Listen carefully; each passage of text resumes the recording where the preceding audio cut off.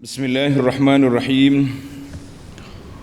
Alhamdulillahi rabbil alamin. Wa bihi nasta'in ala umurid dunya waddin.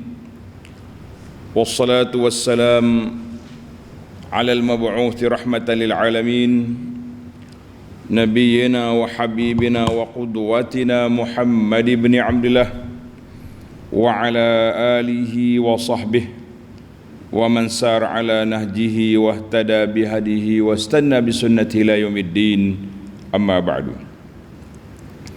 Muslimin dan muslimat, para jemaah, para pencinta ilmu, para pencinta Al-Quran dan Sunnah, Assalamualaikum warahmatullahi wabarakatuh. Alhamdulillah, syukur kita kepada Allah Azza wa Jalla. Hari ini 15 Rabiul Awal 45, bersamaan dengan 1 hari bulan 10 23, kita dapat meneruskan pengajian kita dalam tafsir surah Al-Baqarah. Surah Al-Baqarah, surah yang kedua, juzuk yang pertama. Ayat yang kita akan baca iaitulah ayat 58, 59 dan 60. 58, 59, 60. Di mana dalam ayat ini Allah SWT perintahkan Bani Israel supaya masuk ke Baitul Maqdis. Mereka menukar arahan Allah. Tuhan kata lain, dia cakap lain. Orang panggil memutar belik.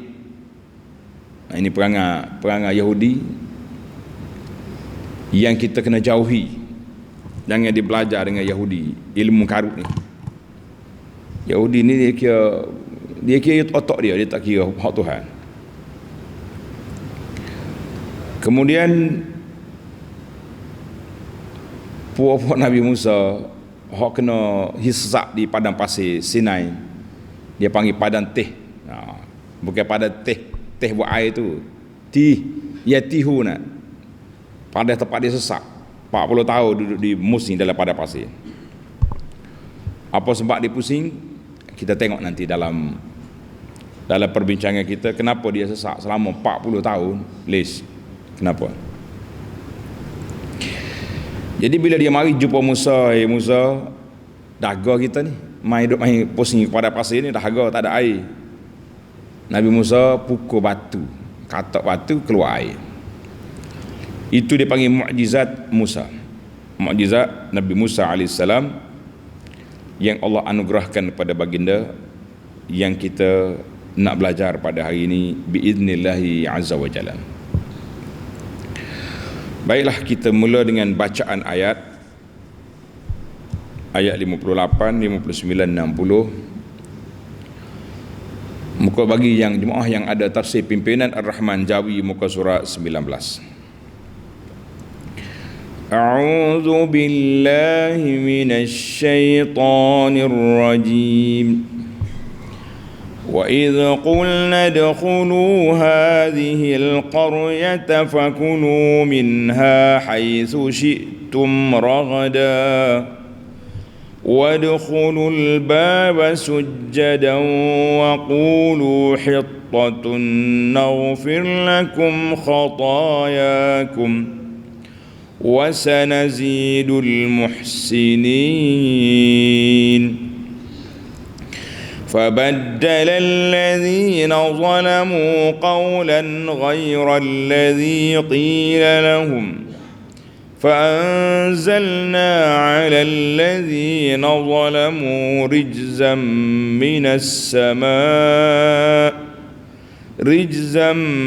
السماء بما كانوا يفسقون وإذ استسقى موسى لقومه فقلنا اضرب بعصاك الحجر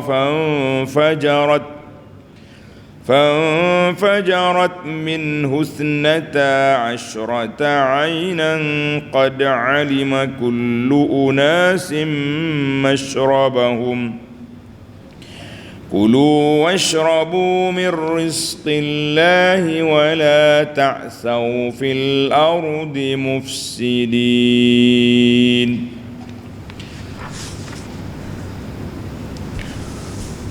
Wa iz qulna dukhulu hadhihi al-qaryah, dan kenangkanlah. Jadi semua kita dah belajar di awal dulu ketika marinya waiz dalam ayat ini. Allah SWT perintahkan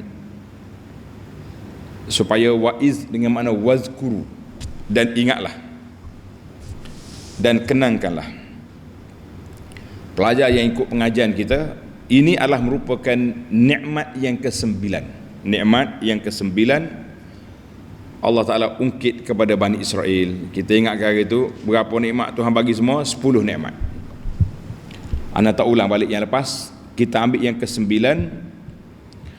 Ai wazkuru ni'mati alaikum. Mu ingatlah nikmat aku ke atas kamu. Hina qulna lakum ba'da khurujikum minat tih.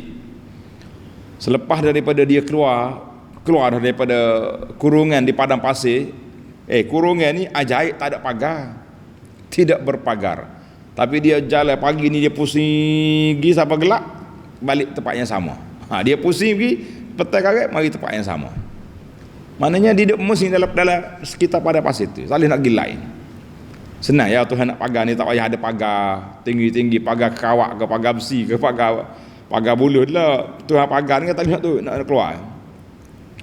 Jadi bila dia keluar daripada padang tempat dia sesak tu, maka Allah perintahkan kepada mereka, Tuhan perintahkan kepada mereka supaya masuk qaryah. Mana qaryah mana tu masuk tu?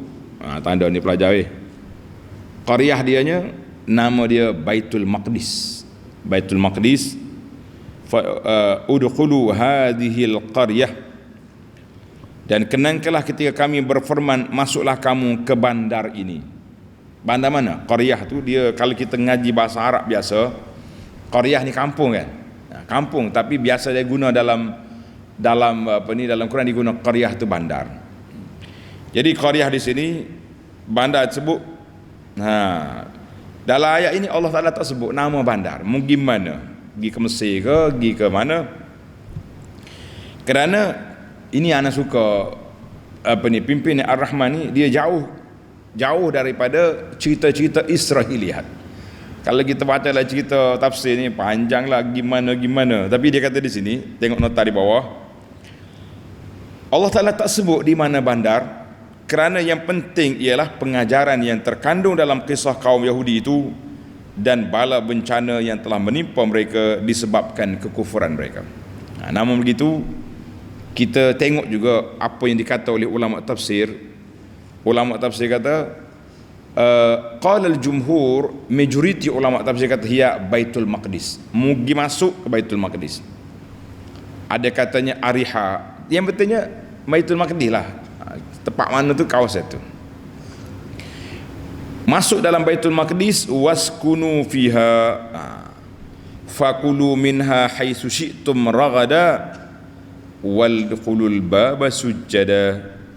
Masuk kemudian duduk di sana, makanlah kamu dari benda-benda yang ada dalamnya dengan sepuas-puasnya. Allah Taala beri kebebasan. Ambil. Dia Baitul Maqdis ni di antara dia panggil ardun mubarakah, allazi barakna haulahu. Buah-buah dia sedap. Dia ada buah apa ni? Zaitun hok comel, hok mari Palestin, Baitul Maqdis. Ada buah zaitun, ada buah anggur, inab bahasa Arab kata, dan boleh katakan buah-buah daripada Syam ni comel. Lepas tu dia kata bumi dan sekitar dia tu diberkati oleh Allah Azza wa Jalla. Waktu pergi ziarah Syam ni, orang mari jual buah tembikai, buah timun Cina ni besar gini. Berapa? 2 lira. 2 lira ni berapa ya? 2 ringgit kata.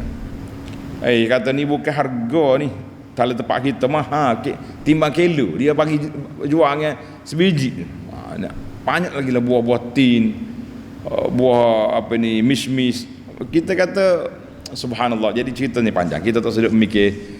Kita nak mikir cerita Yahudi ni, kenapa dia nakal. Maka Allah SWT perintah masuk dalam bandar ni, makanlah sepuas-puasnya. Masuk dalam bandar ni jangan nakal, pergi makan sepuas-puasnya apa yang ada di dalam bandar itu. Ya'kulu minha min ayyi makan fiha. Allah kata apa ni, fakulu minha haitsu syi'tum raghada, ay ya'kulu min ayyi makan fiha rizqan wasi'an hani'an, sebagai rezeki dengan apa saja kamu sukai, sebagai rezeki yang Allah Ta'ala beri kepada mereka. Allahu Akbar. Jadi Allah Ta'ala okey, ni nikmat aku yang ke-9. Mu jangan nakal, dengar tok nenek dulu arahan, tapi apa boleh buat, apa perangai buruk yang mereka tunjuk, na'udzubillah.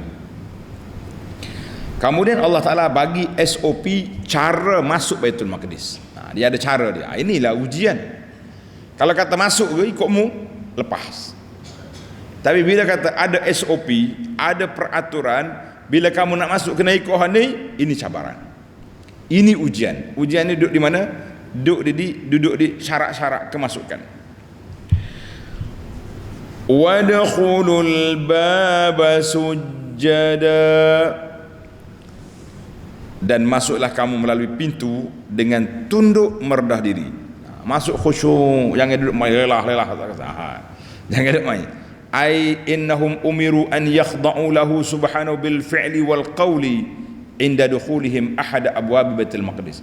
Masuk dengan cara beradab, perbuatan pun tawaduk, perkataan pun puji Allah Azza wa Jalla,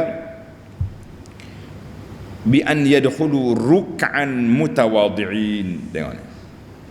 Dan masuk kamu dalam keadaan merendah diri, ruk'an mutawadhi'in, dan juga wa an yatlubu minallahi ta'ala an yada'anhum dzunubahum wa khatayahum, serta mintalah ampun, dan mintalah ampun kepada Allah Azza wa Jalla. Dia kata apa? Wadkhulul baba sujjada wa qulu hittah, yani minta Allah Ta'ala maafkan. Wa qulu hittatun, minta maaf dengan Allah Azza wa Jalla. Masuk minta ampun dengan Allah. Wa qulu hittatun, dan mintalah ampun dengan berkata, ya Allah ampuni dosa kami. Kalau kamu buat ni, masuk dengan tawaduk, masuk dengan minta ampun pada Allah Ta'ala, apa dia dapat? Naghfir lakum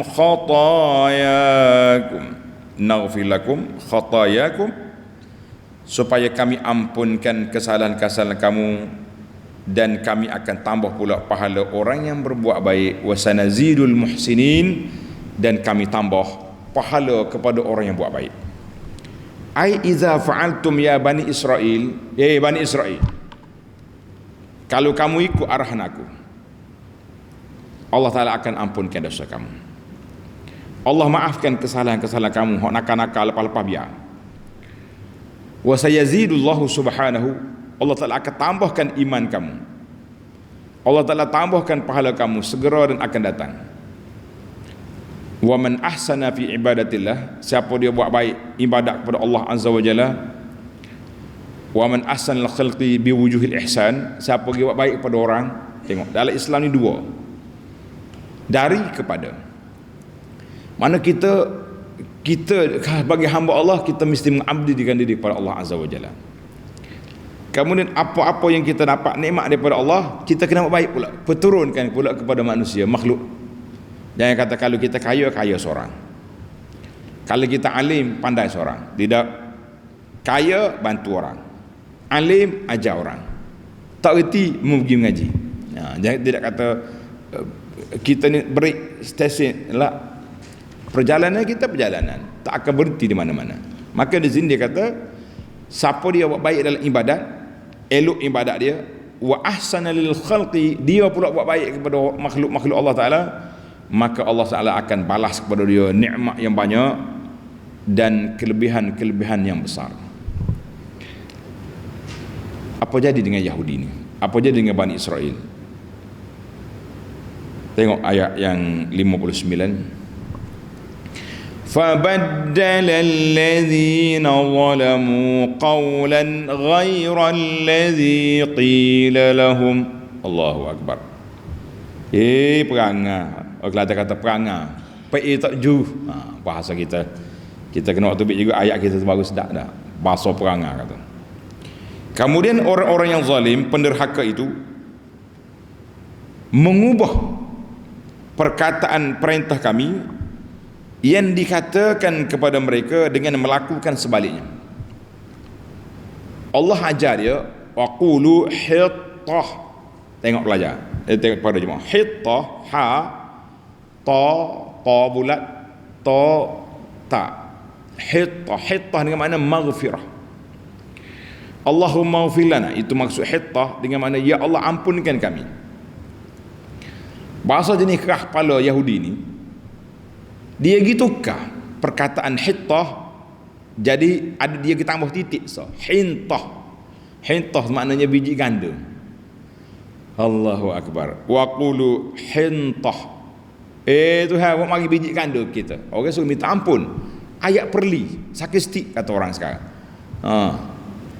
Wa idza baddalul qawla ma akhifatihi, kalaulah perkataan yang senang je, kata je hittah, dapatlah keampunan. Hak ni pun dia tukar juga. Allahu Akbar. Fatabdiluhum lil fi'li min babi aula wa ahra, maka mereka tukar perbuatan mereka tak ikut arahan Allah Taala, lebih senang, lebih mudah bagi dia. Allah kata apa? Tengok perintah yang kedua. Tuhan kata apa tadi? Kata mula-mula perkataan waqulu hittah. Yang kedua Allah suruh masuk wadkhulul baba sujada, masuk dalam keadaan tawaduk. Jangan sombong, jangan takabur. Dia buat apa? Tengok ni. Dia tukar daripada masuk dengan tawaduk, dia masuk dengan mengesok. Tengok. Dia mengesok. Wa lihat dakhalu yazhafuna ala adbarihim, dia duduk atas punggung dia jalan mengesok macam budak-budak baru belajar apa ni, buat orang panggil mengesok. Jalan atas punggung, kerek pergi. Orang suruh masuk dengan tawaduk, jalan molek lah, kaki ada kan, duduk main mengesok atas punggung ni. Kenapa? Maknanya betul-betul dia lawan segala perintah Allah Azza wa Jalla. Ya Rabbi ya Karim. Tengok. Allahu Akbar. Jadi dalam hadis tafsir ni, ayat ni, dalam tafsir, dalam hadis an Abi Hurairah radhiyallahu anhu anna Rasulullah sallallahu alaihi wasallam qila li bani Israil, Allah Taala perintah mereka udkhul baba sujada, masuk dalam keadaan tawadhu, wa qulu hittah, kata hittah minta ampun, fabaddalu, dia tukar dua-dua perkataan, dia tukar hittah kepada hintah. Orang suruh masuk dengan tawadhu, yadkhuluna yazhafuna ala astahihim, dia masuk dengan mengesok, masuk waqulu habbatun fi sya'ratin. Jadi dia kata ini biji apa ni, habbah, biji kandu masuk. Minta mana ada orang makan biji lagu tu. Inilah dia hadis dalam Bukhari. Itulah perangai buruk dia, perangai buruk yang dibuat oleh puak-puak Bani Israel. Apa jadi? Allah Ta'ala tak biarkan begitu saja. Kalau dah mengkerah kepala, orang suruh minta ampun, pergi jawab lagu tu, apa sudah jadi dengan perangai buruk ini? Ya Allah Rabbal Alamin. Ini Tuhan nak janji. Tuhan janji apa tadi? Kalau mu kata gini, aku beri keampunan. Satu. Wasanazidul muhsinin, tengok dalam ujung ayat 58, dan aku tambah lagi pahala orang buat baik. Kata di ulama tafsir al-muhsin, iaitulah Allah Ta'ala akan berbetulkan akidah kepahaman mereka. Ini paling betul sekali, tauhid dia akan mantap. Sebab apa? Sebab dia dengar kata Allah Ta'ala, dia ikut perintah Allah Ta'ala, maka tauhidnya mantap. Ibadat dia kepada Allah Ta'ala juga jaga. Allah Ta'ala jaga keselamatan mereka. Tuhan jaga keselamatan mereka. Tapi bila puak-puak zalim ni buat kacau, buat ngena, maka Allah kata apa? فأنزلنا على الذين ظلموا رجزا من السماء بما كانوا يفسقون. Dengan mulut pun lawan, dengan perbuatan pun tak ikut. Apa jadi? Maka kami turunkan ke atas orang-orang yang zalim itu bala bencana dari langit. Jadi rijzam minas sama, bala dari langit. Dengan sebab mereka sentiasa berlaku fasik, menderhaka, kata di ulama tafsir, Allah Ta'ala turun azab dari langit. Sebahagian daripada ulama menamakan azab itu at-ta'un. Ta'un ni mati ramai. Ramai bawa dia mati dengan ta'un. Tuhan kata aku tak payah cakap banyak. Tak payah berlaku peperangan, tak payah laku apa. Aku turun wabak yang kecil yang kamu tak nampak, nama dia ta'un, mati. Dalam kitab tafsir ni kata minhum sab'una alfan, 70,000 mati bit-ta'un, dengan sebab ta'un. Allahu Akbar. Jadi inilah kita kata perangai buruk yang dibuat oleh puak-puak Yahudi ni cukup besar. Allah Ta'ala turunkan azab, macam-macam azab. Rizan, iaitu satu azab daripada Allah Azza wa Jalla. Dalam Quran Tuhan tak sebut rizam minas sama, azab dari langit. Tapi ahli tafsir dia cuba cari-cari, dia kata ada yang mengatakan azab itu iaitulah ta'un. Berpuluh ribu orang mati dengan sebab ta'un. Di kita pun jangan duduk suka-suka sangat. Baru ni Allah Ta'ala hantar mari COVID-19, tutup habis, pakai masjid tutup, kedai tutup, semua benda tutup. Sehingga kan ada pendakwah kata syukran corona, mu yang boleh tutup tempat-tempat maksiat, dan ditutup juga tempat ibadat. Ni ada peristiharan baru pula, dia panggil pandemic X pula. Kita kata ujian kepada orang Islam ni, tuan-tuan. Bila saya tengok pandemic X, hati-hatilah supaya jangan banyak dosa kita. Sebab Malaysia sekarang ni sedang viral dengan huruf X. Jadi adalah bapak netizen ni mula nulis lah. Kita kata tak usahlah, takdir Allah SWT. Orang lain guna nombor-nombor molek belaka, mari sampai kita guna X, mari pula pandemik ni. Ini semua akan buka pintu fitnah kepada umat ini melalui celaan dan cercaan. Hati-hati tuan-tuan. Pasal itulah anak nasihat beberapa kali bila saya sebut isu-isu semasa yang berlaku di zaman kita, inilah dia panggil ilmu kita tadabbur ayat. Jangan duk kait orang tua orang ni. Nasihat kita kepada semua para pencinta ilmu, pencinta Quran.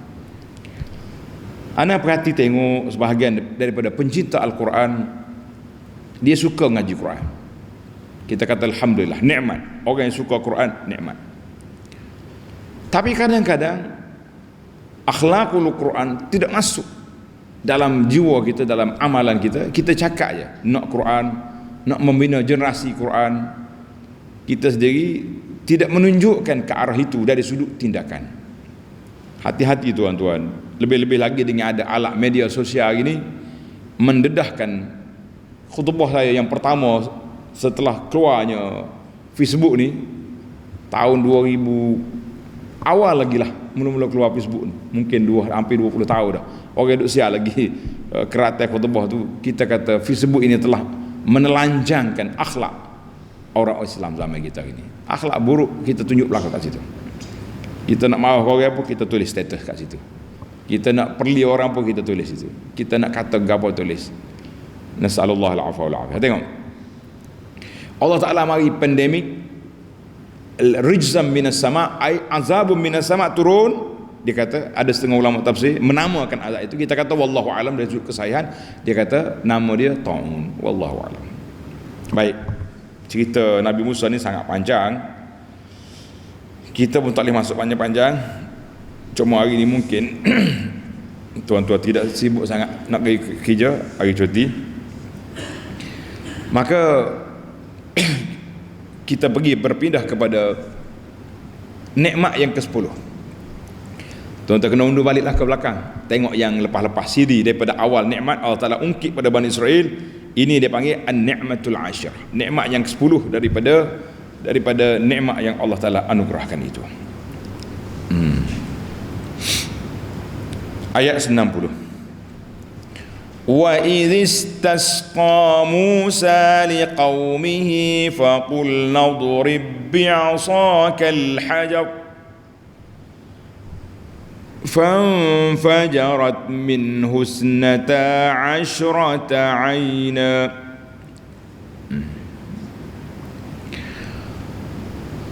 Dan ingatlah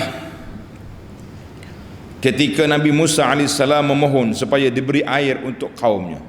Nabi Musa ni bila puak-puak ni duduk di padang pasir kan, duduk padang pasir, dia pun dahaga air dah lah, dahaga air. Makanan ada dah, al-manna was-salwa, ingat dua makanan yang kita ingat tu, manna was-salwa, dua makanan. Kita ni tak boleh makan saja, tak ada air mati. Nah, jadi ada air, ada makan, barulah kita selamat. Jadi puak-puak dia mari jumpa Nabi Musa, mana air? Mana airnya? Dia mari. Jadi ketika panas sangat di padang pasir, ingat salah satu daripada nikmat yang lepas tu, wa zallalna alaihimul ghamam. Dia duduk pasir-pasir, pada pasir Arak ni bang, kalau pada tempat kita ada juga pokok-pokok teduh, ni tak ada, ni kosong ni. Kalau ada pun pokok kecil-kecil nak berteduh tak boleh. Maka dahagalah mereka.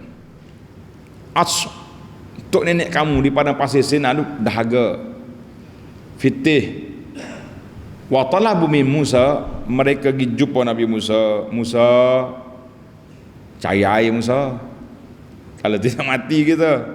Kalau tidak mati kita. Allahu Akbar. Maka Allah kata apa? Bila Nabi Musa minta, Allah Ta'ala perintahkan pada Musa, faqulna dharib bi'asakal hajar. Musa memukul batu. Al-hajar, ulama tafsir kata jinsul hajar, batu mana-mana ya pop keluar air selalu. Allahu Akbar. Apa jadi? Fanfajarat min husnata asyrata aina. Bila pukullah batu itu dengan tongkatmu, Nabi Musa apabila dapat wahyu Allah suruh pukul, tongkat dia tak lepas, tongkat Musa ni. Tongkat dia bukan besar pun. Dia kata tongkat yang Nabi Musa buat jaga kambing, bukan besar. Bukan tongkat alu, orang panggil alu buat tumbuk lesung, tidak, tongkat kecil. Pukul, laut pukul dah terbelah, ni pukul batu pula, pap, keluar air. Apa jadi? Fanfajarat min husnata asyrata aina. Lalu terpancarlah dari batu itu 12 mata air, 12 lubang. Sebab katanya batu ini 4 segi, jadi 12 ini, 3 lubang sini, 3 kali 4, 12. Qad alima kullu unasim mashrabahum. Sesungguhnya tiap-tiap satu puak di antara mereka telah mengetahui tempat minumnya masing-masing. Ambil ini supaya tidak kelahi. Sebab apa 12? Tanya ni Pak. Leis 12. Sebab mereka, supaya mereka tak kelahi. Zurriyati abna'i Yaqub, anak-anak Nabi Yaqub ada 12 orang. Jadi zuriat daripada 12 Nabi Yaqub dulu. Setiap kumpulan tu ada puak dia. Mu masuk ni, mu masuk ni, masuk ni. Kita bagi zon supaya tak kelahi sama dia, supaya tidak berkelahi sama dia. Kulu washrabu min rizqillah, makanlah dan kami berfirman, makanlah dan minumlah kamu dari rezeki Allah Ta'ala. Jadi Allah kata makan dan minum, tak usah duduk balah, tak usah duduk kelahi. Syarat wala ta'thaw fil ardi mufsidin, dan janganlah kamu merebakkan bencana, kerosakan di muka bumi. Ini yang paling besar sekali. Jangan kelahi. Maka kata di para ulama, wa kana tafjir, Allah Ta'ala beri pada puak Bani Israel di padang teh nikmat al-manna was-salwa. Nikmat mana? Kita dah bicara dalam mana ni, getah, kata getah macam madu gitu, turun atas pokok warna putih, sedap. Salwa, nama burung, jenis burung, ada kata burung puyuh, wallahu alam. Yang pentingnya Allah kata mu makan, minum, jangan buat kerusakan atas muka bumi ni. Sebab mereka dikurung di padang pasir sebab perangai buruk tadilah. Wa kana tafjirul ma' bi 'asa Musa mu'jiza. Keluarnya air daripada batu dengan sebab tongkat Nabi Musa itu mukjizat Nabi Musa. Wa hiya la takun li ghairi nabiyyin, dia tak akan berlaku daripada nabi. Itu mukjizat dipanggil. Sebab tu orang kata Hasan Basri, Tuhan kata idrib bi 'asakal hajar, mugi pukul batu. Dia tak kata buat batu mana. Dia tak kata batu mana. Yang pentingnya kalau kita kata batu sekian-sekian, mungkin cari batu sini, kita kata batu tu magic. Tak, batu tu ajaib. Ni tak ada batu ajaib, tak ada batu apa. Batu mungkin pukul mana-mana batu, batu tu keluar air. Batu tu keluar air. Keluarlah air, 12 mata air. Jadi setiap mata air tu air li'anna kulla qabilatin, setiap kabilah Bani Israel 12 tu dia tahu dah masuk orang ni, masuk ni, orang ni masuk. Fala yuzahim ba'dhum ba'dha, mu jangan berkelahi berebut makannya. Dalam kisah Nabi Musa ada buku yang saya terjemah tu, nama dia Kisah Ajaib dan Pelik. Nabi Musa ni satu hari tanda cerita Nabi Musa sikit kita dengar tak? Nabi Musa ni satu hari dia dituduh oleh Bani Israel. Sebab pokok Bani Israel ni dia perangai dia kalau mandi dia tak pakai kain. Jangan dia marah lah. Dia, ni cerita Bani Israel ni, buat kita jangan dia buat. Buat kita lah, jangan duduk kata Bani Israel boleh tapi aku tak boleh. Jangan duduk korang, jangan gitulah. Dia tuduh. Pokok dia ni dia tuduh, dia kata Nabi Musa ni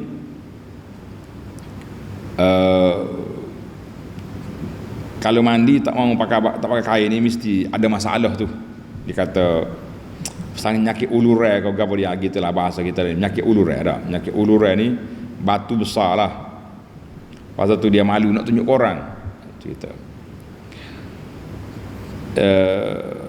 Sedangkan dalam hadis Bukhari ni Nabi sebut inna Musa kana rajulan hayyan. Nabi Musa ni seorang yang bersifat malu. Orang lain mandi telanjang belakang, dia mandi pakai kain basahan.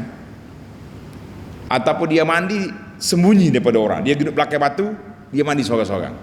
Jadi pokok ni geng-geng hak talu ni, Musa tu nyakit ulur rai tu kali malu nak tunjuk orang. Mana takdir Allah SWT nya supaya nak hilangkan penyakit ni, pokok geng-geng viral ni. Ada geng viral ada. Nabi Musa letak kain atas batu. Bila nak ambil kain nak pakai semula, batu tu jalan seret. Musa kejar lagi seret. Sekampur dia pusing. Nabi Musa duduk kejar ke batu ni, satu kampung pusing. Jadi lalu kat kedai kopi orang duduk buat. Musa tu tengok Musa. Tak ada dek batu besar tak ada udul molek-molek. Wallahu a'lam, itu cerita. Maka Nabi Musa pun nak marah ke batu. Dia pukul batu tu. Waqila, tuan-tuan tanda, qila, ada kata. Jadi anda duk cek dalam hadis Bukhari tak sebut langsung dia kata Nabi Musa fa akhadha thawbahu, bila batu tu berhenti, habis kampung pusing, batu tu berhenti, Musa pun ambil kain dia pakai, dia pukul batu tu. Gerai juga dia pun basah batu ni. Buat lari kain aku ni. Nabi Musa pukul batu, jadi bekah tokak dia batu. Jadi Allah Ta'ala tak sebut batu tu gimana. Tapi dalam cerita ni, cerita batu di teh ni, qila tulis tuan-tuan, qila ada yang dikatakan bahawa batu tu hak walai kain Musa tu hak dia pukul di teh. Tapi kebanyakan orang tak kata tak. Dia kata mukjizat Nabi Musa idrib bi'asakal hajar, mempukul je batu mana-mana. Jadi kita kata hak ni lebih tenang lah. Kalau nak kait dengan cerita tadi dalam Bukhari kata dia pukul dah batu tu lepas dah dia ambil kain. Lepas dia ambil kain, fa akhadha taubahu, Nabi Musa ambil wa tafiqa bil hajari darban bi asah. Dia pukul batu 2 kali geran. Bahasa batu ni habis kapur aku lalu. Orang tengok belakang aku punya aurat ni. Jadi masa tu dia panggil syariat dulu. Kalau nak tengok cerita panjang tu, kita tengok dalam buku yang saya terjemahkan, syarah, nama dia 51 hadis kisah sahih dan ajaib. Salah satu daripadanya kisah Nabi Musa AS ni.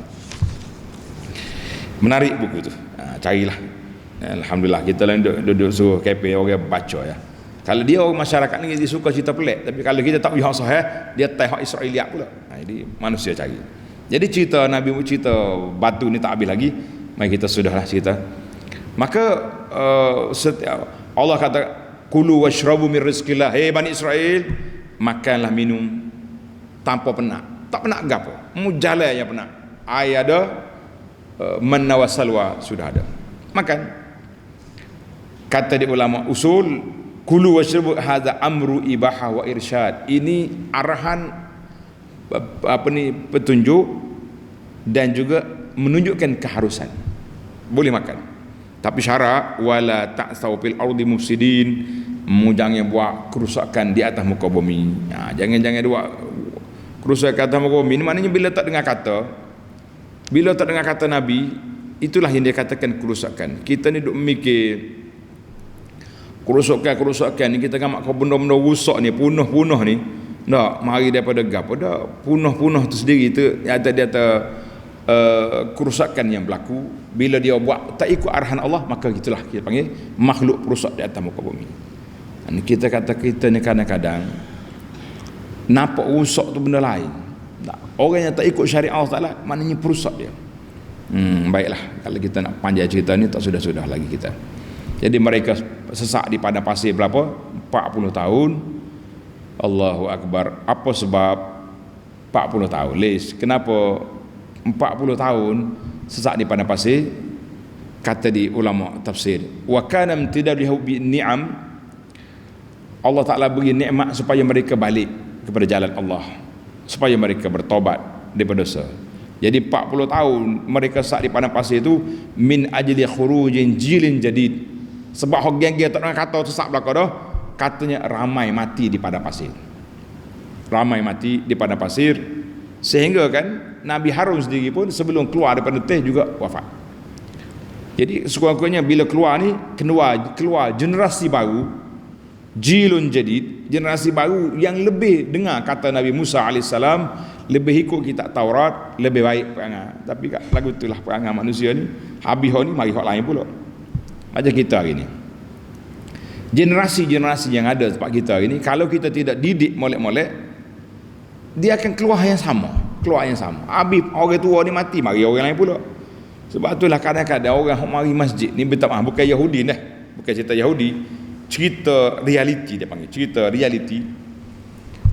Kita duk agak kalau tak ada mati pokok tua ni, amai lah masjid kita ni, tak ada geng-geng buah, waktu orang duk kuliah dia duk buah, mari duk isap okok tangga masjid. Kalau mati ni rupanya mati set tua ni, mari pula anak cucu dia perangai tolak juga perangai. Jadi kita kata tak habis dunia ni tidak akan habis selagi ada orang di situlah ada masalah. Baiklah para jemaah sekalian, itu dia panggil hikmah. Allah Taala pilih 40. Nabi Musa ni cerita dia banyak 40. Di antaranya duduk di teh 40 tahun.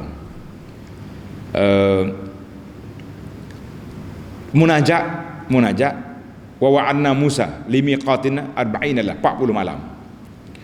Ada juga yang mengatakan ketika Nabi Musa berdoa supaya binasa Fir'aun, washdud ala qulubihim fala yu'minu hatta yarawul azab al-alim, di antara doa Nabi Musa sehingga tenggelamnya Fir'aun 40 sanah, 40 tahun.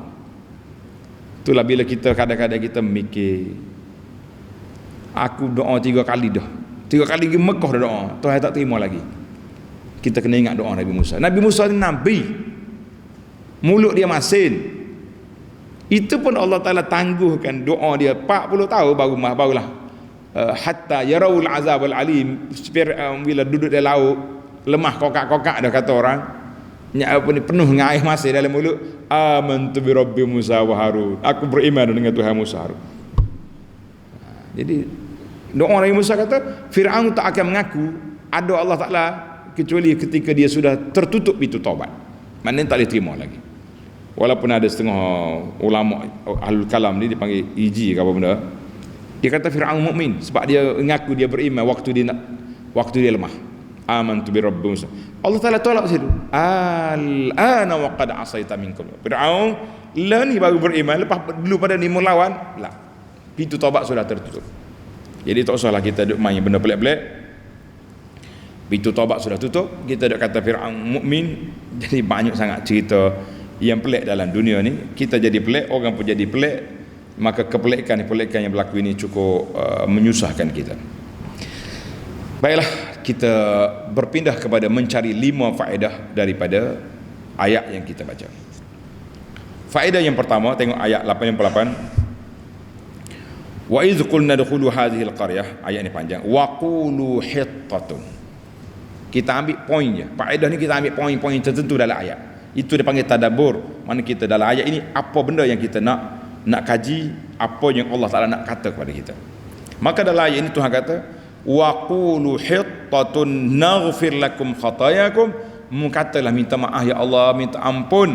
Dia tukar jadi apa ni, hintah ataupun habbatun fi sya'rah. Maknanya satu biji di atas kampung.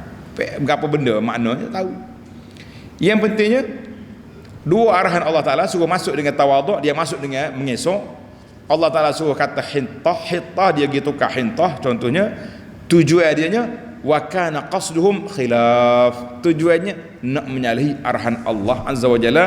Fa'asaw wa tamarradu wastahzau, derhaka, kerah kepala, menganyi Tuhan. Maka Allah Taala turunkan azab ke atas mereka. Maka di sini para ulama mengatakan bahawa ayat ini fi hadza dalil, ayat ini menjadi dalil siapa-siapa tukar arahan Allah Azza wa Jalla yang telah nas dalam Quran, termasuk dalam sunnah Nabi sallallahu alaihi wasallam, yang sebagai lafzut ta'abbud, lafaz Allah Taala suruh beribadat dengan dia, ditukar dengan lafaz lain, maka orang ini termasuk dalam kumpulan hittah dengan hintah tadi. Ini bahaya. Tak boleh kita tukar kalimah-kalimah yang telah disebut oleh Allah Azza wa Jalla, Tuhan. Sebab itulah kita dalam hadis Nabi sallallahu alaihi wasallam, contohnya dalam buku dalam hadis tentang doa nak tidur. Ini dalam buku Perisai Muslim kita ni, doa nak tidur.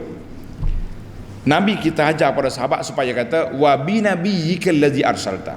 Nah, dengan aku beriman dengan nabi yang engkau utuskan. Sahabat ni tukar wa bi rasulika, dan aku beriman dengan rasulmu. Nabi kata la wa bi nabiyyika, tukar balik kepada nabiyyika. Itu dia panggil lafzun syar'i, jangan ditukar. Jadi banyak kita hari ni kita tukar zikir-zikir yang maksur yang diajar oleh Nabi sallallahu alaihi wasallam telah ditukar, seolah-olah macam Nabi tak tinggal apa, kita pun tukar, kita buat sendiri, kita reka, kita kata orang ni zikir lepas solat ni, zikir lepas solat, mana kad kuning kita ni, zikir lepas solat kita duduk bagi ni, ana ambil daripada kitab fiqh mazhab Syafi'i berdasarkan hadis Nabi sallallahu alaihi wasallam yang sahih. Ni, tu sini. Dia panggil kad kuning. Oh, bukan main payah ni. Perjuangan nak ajar hak ni pun payah orang nak ikut. Sebab ada seorang kiai ni, dia duk syarah, dia kata zikir-zikir hak kita ambil ni disusun oleh seorang tokoh ulama yang baru tak 100 tahun ke berapa tak hafal lagi umur dia, mati dia. Kita kata tak okeylah kita nak tinggal hak Nabi. Baca diriwayat dengan riwayat yang sahih, dengan sanad yang baik. Amalan lepas solat Nabi kita mula dengan istighfar, astagfirullah, jadi kita tukar dengan baca lain. Kita kata eloknya lafaz syar'i, al-azkarul ma'surah, zikir-zikir yang maksur dari Nabi tak setukar. Ini zikir lepas solat, ini zikir waktu tidur, ini tapi kita lebih suka mereka sendiri. Sebab kemudian kita nisbahkan kepada kita, kepada tarekat kita, kepada tosyih kita, naiklah tarah kita, ramailah pengikut kita. Kita mengatakan hati-hati tuan-tuan, kita rekalah perkara lain dalam teknologi dunia, tapi jangan mereka dalam perkata akhirat. Jadi ayat ini menunjukkan bahawa perkara yang nas syar'i jangan ditukar. Bacaan ke apa benda arahan jangan ditukar. Allah Ta'ala cerita Bani Israel di sini sebab dia telah tukar lafaz yang diperintah oleh Allah, dia buat lagi benda lain. Kecuali ulama berbeza pandangan tentang meriwayat hadis bil makna. Riwayat hadis dengan makna. Sebab nak hafal 100% seperti yang Nabi kita baca, Nabi kita sebut, mungkin agak sukar. Maka ada yang mengatakan jawazu al-riwayah bil makna, tapi dengan syarat dia punya konten, dia punya isi hadis jangan lari. Itu khilaf. Dan ulama juga di sini, ini yang anak kata pelik ni, ulama tafsir, ulama kaji ni, ulama fiqh ni, dia kaji pelik. Dia kata sekarang ni Quran ini bukan semua orang faham. Orang yang ajam, yang bukan Arab, maka dia perlu pada terjemahan, dia perlu pada huraian. Jadi kata harus kita terjemah makna Al-Quran kepada lughah yang ada atas dunia ni. Kita Melayu ni baca pimpinan lughah Melayu, orang Jepun lughah Jepun, orang Korea lughah Korea, orang Jerman lughah Jerman. Dikata harus, tapi bukan terjemah Quran, dipanggil terjematu ma'anil Quran, terjemah makna Al-Quran. Nak terjemah Quran kita tak sampai otak kita, sebab Al-Quran itu kalam Allah, bukan senang-senang, bukan mudah-mudah. Kalau Allah nak diterjemahkan, itu dia panggil ilmu tadabbur. Baik para jemaah sekalian, para pelajar sekalian, kita pergi pada faedah yang kedua. Al-faedatu tsaniyah. Faedah yang kedua, dalam ayat Tuhan kata wadkhulul baba sujjadan wa qulu hittah naghfir lakum khatayakum. Yang bagi mana-mana orang yang mendapat pertolongan Allah Azza wa Jalla, kita menang ke, bila kita buat berjuang Islam ni kita menang, kita kena masuk negeri dengan keadaan khudu', syukur, merendah diri dan bersyukur pada Allah. Jangan sombong. Ini kekuatan kita, ini pula. Sekali Tuhan sentak tarik, hilang habis. Mana kita ada. Sebab itulah jangan kata bijak sangat kita ni. Nah, kadang-kadang kita rasa kita bijak, taktik kita berjaya, kita putar belik kita berjaya, maka kita berdapat kekuasaan atas dunia. Kita kata lah, kuasa atas dunia sangat rapuh, sangat nipis, senipis kulit bawang, kata orang, ini cukup berbahaya. Maka dalam ayat ini juga menunjukkan bahawa siapa dia berjuang kerana Allah bil khudu'i wal ikhlas, ikhlas dan merendah diri pada Allah Ta'ala, serta banyak beristighfar, naghfir lakum khatayakum, kami akan ampuskan kesalahan kamu, wa sanazidul muhsinin, Allah Ta'ala janji nak beri kebaikan yang banyak lagi. Kita kata alhamdulillah. Maka sababul istizadah, sebab kita dapat banyak nikmat daripada Allah Ta'ala, sebab kita istighfar, kita tawadhu, kita juga banyak memberi pertolongan kepada orang. Dipanggil ihsan ila nas, membuat baik pada orang, insya-Allah kita akan dapat. Jangan lari, jangan mudah orang panggil, mudah berasa kita yang bijak, jangan. Faedah yang ketiga, tengok dalam ayat ni Tuhan kata fa anzalna 'alal ladzina zalamu rijzan, kami turunkan ke atas orang yang zalim, rijzan dengan makna balaan. Fihi wad'uz zahir, Allah Ta'ala guna kalimah zahir, alladzina zalamu wa anzalna 'alal ladzina zalamu, kami turunkan ke atas orang-orang yang zalim. Tengok dalam suratul A'raf, Allah Ta'ala guna dhamir alaihim, dan kami turunkan ke atas mereka. Rijzam minas sama, satu bala dari langit. Kenapa dalam ayat ini Allah Ta'ala guna kalimah zahir alal ladzina zalamu, ke atas orang yang zalim, sedangkan Allah Ta'ala boleh guna fa anzalna alaihim, kami turunkan ke atas mereka? Jawab ulama tafsir, ulama tadabbur kata ziyadatan fi taqbihi amrihim, nak suruh nampak buruknya, huduhnya perangai mereka dan betapa kejinya perbuatan zalim. Dan ayat ini menunjukkan bahawa Allah Ta'ala sangat-sangat mencela puak-puak yang kafir, yang kerah kepala, yang tak dengar kata ni, sebab mereka buat perkara yang berat. Maka untuk menunjukkan bahayanya perbuatan ini, maka Allah Ta'ala sebut alal ladzina zalamu, bukan lagi diguna dhamir alaihim, itu dia panggil. Apa perbezaan? Kenapa beza di sini dengan suratul A'raf? Dalam perbezaan di antara sini suratul A'raf, kata di ulama tafsir, dia kata Di sini dalam ayat kita Baqarah ini, li'annahum zalamu fil waqti allazi an'ama Allahu alaihim. Allah Taala beri nikmat, beri makanan, bui ini, mereka zalim, mereka lawan, asau amr rabbihim, maka dengan sebab itu Tuhan guna nama khas ke atas orang yang zalim. Wa abbara fi suratil A'raf, dalam suratul A'raf Allah Taala sebut semata-mata nak suruh dia panggil ibrah, li mujarratil ibrah, nak mengambil pengajaran daripada perbuatan kesalahan Bani Israel. Dia panggil fa'anzalna alaihim, fa'anzalna alaihim, dalam suratul A'raf. Nanti kita tengok, dia tak sebut di sini ayat berapa. Cuba tengok ayat berapa dalam suratul A'raf, dalam bab fa'anzalna alaihim. Tuan kita ni dia sedap, dia ingat orang hafal Quran mudah. Tapi kita duk ngaji ni lengah main lagu ni tak.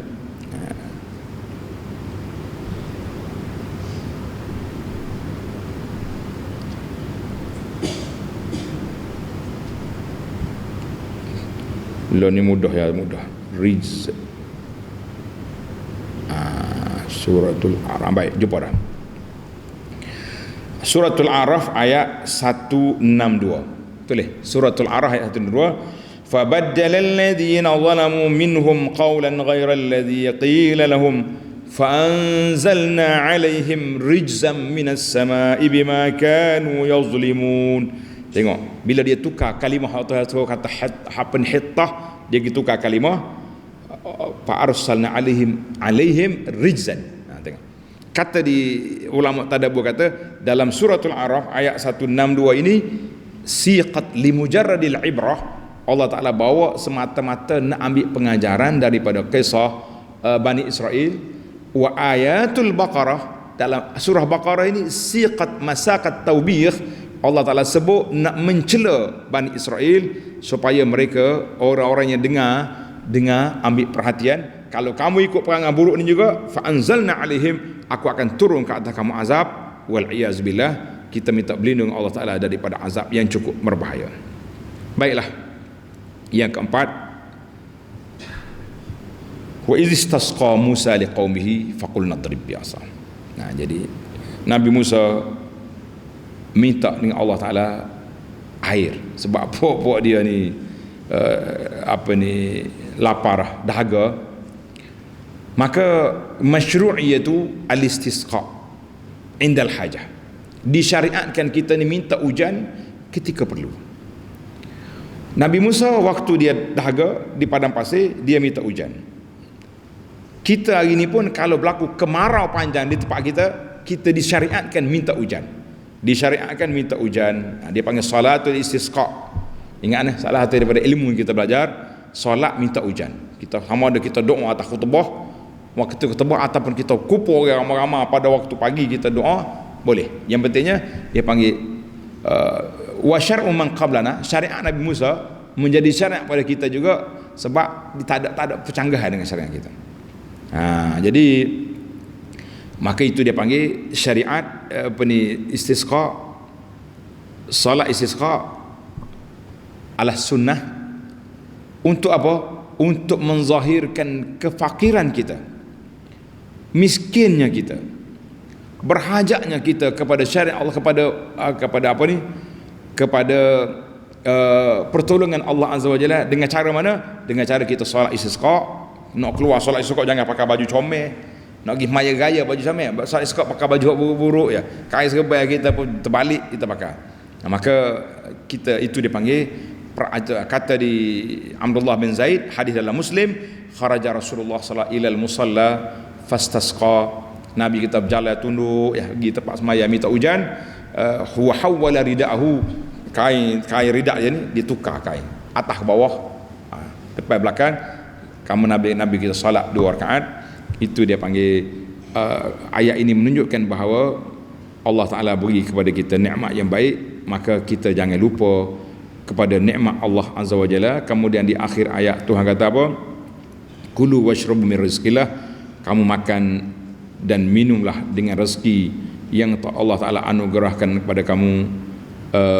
supaya kita sedar bahawa nikmat yang kita dapat ni rezeki daripada Allah, bukan kebijaksanaan kita. Sebab itulah bagi ana isu air di mana-mana negeri saja, bukan negeri kita je, janganlah jadi isu perli orang. Siapa mereka kata dah nak air, kita kata jangan, itu kuasa daripada Allah Taala. Kita usahakan tenaga yang ada, bajet yang ada, turunkan untuk menyelesaikan masalah air, di samping kita berdoa pada Allah Subhanahu Wa Taala supaya Allah anugerahkan kepada kita rezeki daripada langit, air hujan yang turun banyak, bersih, bukan hujan banjir, dan tempat kita juga akan dapat bekalan air yang mencukupi. Kita kata nikmat daripada Allah Azza wa Jalla. Baik, yang terakhir, penutup yang kelima, ulama tafsir, ulama tadabbur sekali lagi berbuka minda kita. Wa izistasqa Musa liqaumihi faqul nadrib bi'asakal hajara fanfajarat. Bila Nabi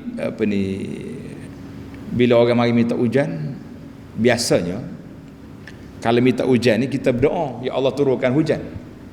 Tapi sekali ni Allah Ta'ala tak suruh Nabi Musa minta hujan dari langit.